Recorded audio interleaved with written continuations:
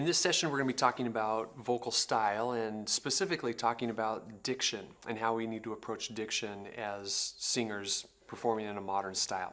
The goal for diction is conversational diction, meaning we want to sing the same way that we would speak. The way that you pronounce vowels and articulate consonants in speech, you want that to show up in the way that you sing.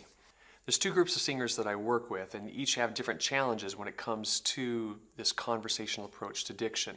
So we'll speak to each one individually. The first group is singers that I work with who are classically trained or coming from a choral background.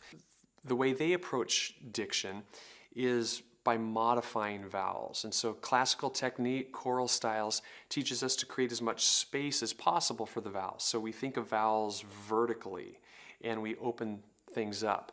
We modify the way we approach diphthongs. So meaning if we have two vowel sounds back to back in a word, then we're going to emphasize the first one over the second one.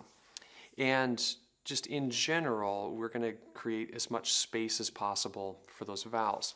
So if I was singing Amazing Grace, and I was using more of a classical or a choral technique, it would come out, Amazing Grace, Grace. You see, is giving as much space as possible to that vowel. Grace, how sweet the sound.